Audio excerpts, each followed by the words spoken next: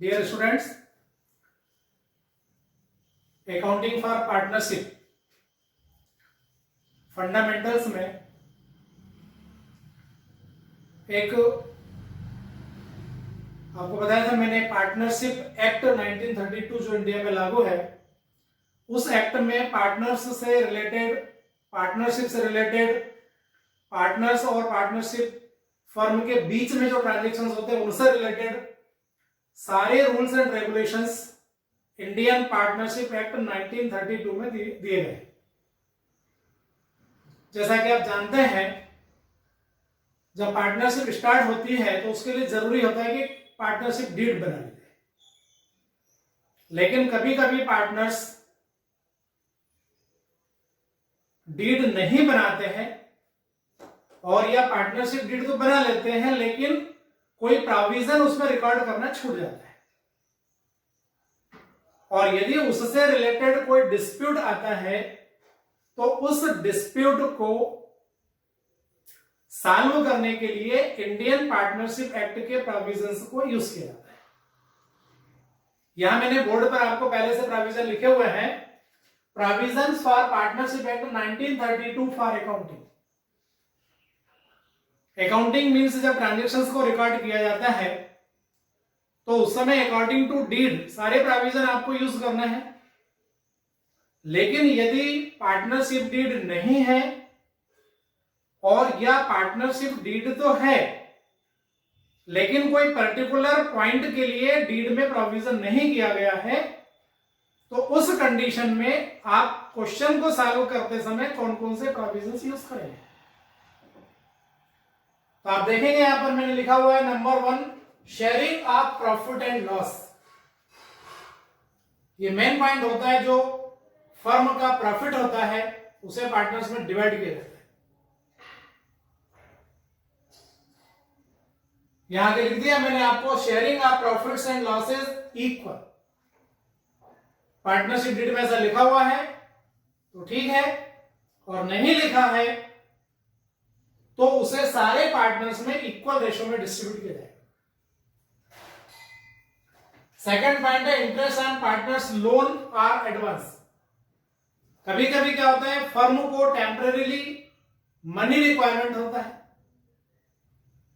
उस कंडीशन में firm partner से बिना किसी इंटरेस्ट के एग्रीमेंट किए हुए लोन और एडवांस ले लेती है। फर्म लेती है पार्टनर से, ध्यान रखिए। जब लोन लिया उस समय इंटरेस्ट के बारे में कोई बात नहीं हुई, लेकिन बाद में जब लोन का रिपेमेंट होता है या एंड ऑफ ईयर जब इंटरेस्ट की बात आती है तो पार्टनर में डिस्प्यूट हो जाता है। पार्टनरशिप डीड में लिखा नहीं, फर्म ने जब लोन दिया उस समय इंटरेस्ट के बारे में कोई बात नहीं हुई, तब कितना इंटरेस्ट उस पार्टनर को फर्म की तरफ से दिया जाएगा। तो ऐसी कंडीशन में फर्म ने पार्टनर से जो लोन लिया है उस पर 6% पर एनम की रेट से इंटरेस्ट दिया जाएगा। 6% पर एनम का मीनिंग जितने मंथ वो लोन फर्म में रहा उतने मंथ का फर्म की ओर से पार्टनर को इंटरेस्ट दिया जाएगा। Very simple, 6% per annum. ये बस केवल आपको 2 पॉइंट्स याद रखना है, प्रॉफिट और losses share in equal ratio and interest on partners loan और advance, that is 6% per annum. इसके अलावा पार्टनर को फर्म की तरफ से ना तो कुछ एक्स्ट्रा किसी भी प्रकार का इंटरेस्ट दिया जाएगा, ना लिया जाएगा, ना कोई पार्टनरशिप फर्म की तरफ से पार्टनर को सैलरी या कमीशन वगैरह दिया जाएगा।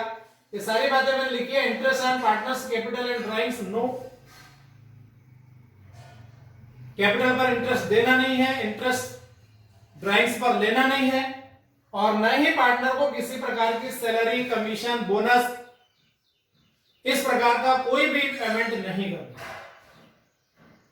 तो ये मेन 4 प्रोविजंस हैं। इनमें काम के सिर्फ जो आपको याद रखना है वो सिर्फ only 2 provision, first and second. फिर से बोल रहा हूं मैं आपको, profit and loss sharing ratio equal, और इंटरेस्ट ऑन पार्टनर्स लोन और एडवांस 6% पर एनम। ये फर्म की तरफ से पार्टनर को इंटरेस्ट का पेमेंट किया जाएगा। इन सारे ट्रांजैक्शंस की जर्नल एंट्रीज होती हैं, सिंपल जर्नल एंट्रीज है। अगले वीडियो में आपको मैं एंट्रीज बता दूंगा सारी की, हर ट्रांजैक्शन की अलग अलग एंट्रीज कैसे होती है। तो ये जो प्रोविजन है पार्टनरशिप एक्ट 1932 के अकॉर्डिंग होते हैं। इनका यूज तब किया जाता है जब पार्टनरशिप डीड नहीं है, और या पार्टनरशिप डीड तो है लेकिन इन पॉइंट्स के बारे में डीड में कोई बात लिखी नहीं गई है। इसके बाद एक और बात जो मैंने रिकॉर्ड की हुई है, चार्ज अगेंस्ट प्रॉफिट। आप जानते हैं कि पार्टनरशिप फर्म में जो डिविजिबल प्रॉफिट होता है वो पार्टनर्स में डिस्ट्रीब्यूट किया जाता है। उस डिस्ट्रीब्यूशन के लिए एक अकाउंट प्रिपेयर किया जाता है जिसे बोलते हैं profit and loss appropriation account. Profit and loss appropriation account में जो आइटम रिकॉर्ड करते हैं उन्हें बोलते हैं एप्रोप्रिएशन ऑफ प्रॉफिट्स। मतलब जो प्रॉफिट आपने किया उसका यूज कैसे किया, उसकी प्लानिंग क्या की है। और उस एप्रोप्रिएशन अकाउंट में केवल उन ट्रांजैक्शंस को रिकॉर्ड करते हैं जो पार्टनर्स और फर्म के बीच में होते हैं, और यह फर्म के लिए कोई रिजर्व बनाया जाता है।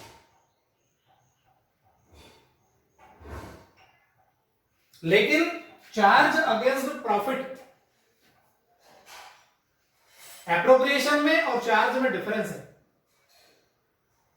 एप्रोप्रिएशन केवल तब होता है जब प्रॉफिट होगा, लॉस होने पर कोई भी एप्रोप्रिएशन नहीं होता है। लेकिन चार्ज का जो मीनिंग है वो आपको लगाना ही है। प्रॉफिट हो या लॉस हो, चार्ज पर उसका कोई इफेक्ट नहीं हो। ये मैंने यहां 3 पॉइंट्स रिकॉर्ड किए हैं। Number 1 interest on partners loan, number 2 rent to partner, और नंबर 3 कमीशन टू मैनेजर। अब ये हमने बात की अभी इंटरेस्ट ऑन पार्टनर्स लोन। यहां फर्म को रिक्वायरमेंट है मनी की और पार्टनर ने उतना मनी लाकर फर्म को दिया, फर्म ने उस मनी को यूज किया और यूज करने के बदले उसको इंटरेस्ट का पेमेंट करना है। तो पार्टनर को इंटरेस्ट दिया ही जाएगा, प्रॉफिट हो या लॉस हो उसको फर्म की तरफ से इंटरेस्ट दिया जाएगा। ये number 1। Number 2 rent to partner. Partner की कोई प्रॉपर्टी है जो फर्म यूज करती है, शॉप हो सकती है, ऑफिस हो सकता है, गोडाउन हो सकता है, फैक्ट्री हो सकती है, कोई प्लांट हो सकता है। ऐसी कोई भी प्रॉपर्टी जो पार्टनर की है उसको फर्म यूज करती है, और यूज करने के बदले में फर्म की तरफ से उस पार्टनर को रेंट का पेमेंट किया जाए। तो ये रेंट भी देना ही है बिजनेस में, फर्म में प्रॉफिट हो या लॉस हो। तो ये होता है charge against profit, point number 2 rent to partner, and number 3 commission to manager. अब मैनेजर के कमीशन भी 2 टाइप के कमीशन होते हैं। एक होता है फिक्स कमीशन और एक होता है परसेंट बेस्ड कमीशन। परसेंट में भी सैलरी का परसेंट हो सकता है, प्रॉफिट का परसेंट हो सकता है। फिक्स कमीशन है, मान लीजिए 5,000 पर मंथ, 60,000 पर ईयर, वो देना ही है। बिजनेस में प्रॉफिट हो या लॉस हो पेमेंट करना पड़ेगा।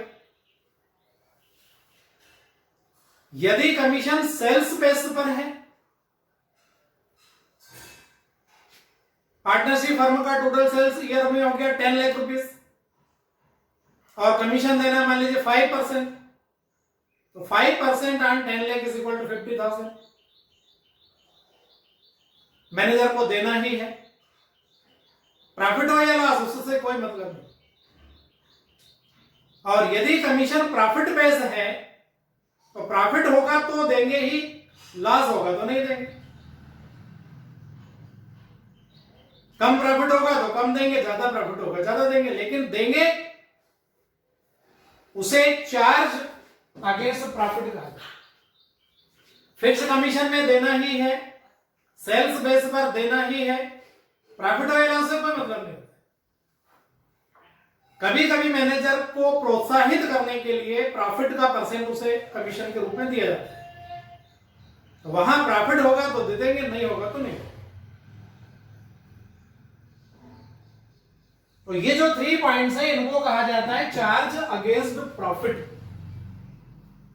मैंने फिर एक बार बता रहा हूं कि ये जो चार्ज अगेंस्ट प्रॉफिट है ये फर्म का नेसेसरी कंपलसरी एक्सपेंसेस है, और ये प्रॉफिट हो या ना हो देना ही है, और इसलिए इन्हें प्रॉफिट एंड लॉस अकाउंट में रिकॉर्ड किया जाता है, ना कि profit and loss appropriation account. अब यदि क्वेश्चन में आपको ये आइटम अवेलेबल है तो आप क्या करेंगे? उसके 2 तरीके हैं, या तो profit and loss appropriation account के पहले प्रॉफिट एंड लॉस अकाउंट बना लीजिए, profit and loss appropriation account के पहले प्रॉफिट एंड लॉस अकाउंट बना लीजिए, और या एक रफ कैलकुलेशन करेंगे आप, जो गिवन प्रॉफिट है उस गिवन प्रॉफिट में से आपको ये 1 2 3 आइटम लेस करना है, तब उस फर्म का नेट प्रॉफिट अवेलेबल होगा जिसे एप्रोप्रिएशन अकाउंट के क्रेडिट साइड में रिकॉर्ड करेंगे। फिर बता रहा हूं, ये जो 1 2 3 आइटम है ये profit and loss appropriation account में रिकॉर्ड नहीं होंगे। इन्हें लिखने के लिए या तो प्रॉफिट एंड लॉस अकाउंट पहले बनाइए और या रफ कैलकुलेशन कीजिए। कभी कभी एग्जाम में ऐसा कह देते हैं, आपको बता देते हैं, बोल देते हैं, लिख देते हैं कि आप प्रॉफिट एंड लॉस अकाउंट भी प्रिपेयर कीजिए, prepare profit and loss account and profit and loss appropriation account. तब आपको दोनों अकाउंट बनाना है, रफ कैलकुलेशन से काम नहीं होगा। तो ये जो 2 मेन पार्ट्स थे मैंने आपको बताया, provisions of partnership act 1932 for accounting, ये मैंने अकाउंटिंग करते तब उस समय यूज होता है, और सेकंड है चार्ज अगेंस्ट प्रॉफिट। दोनों में डिफरेंस है, चार्ज अगेंस्ट प्रॉफिट और एप्रोप्रिएशन ऑफ प्रॉफिट। क्लियर? अच्छे तरीके से आपको बात समझ में आ गई होगी ऐसा उम्मीद करता हूं।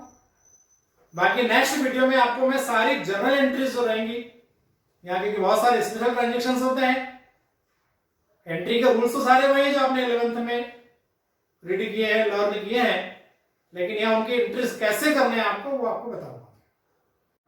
स्टूडेंट्स, एक वीडियो मैंने इंटरेस्ट ऑन ड्राइंग पर बना करके पहले डाल चुका हूं, और अब आने वाला जो वीडियो रहेगा वो इंटरेस्ट ऑन कैपिटल पर रहेगा।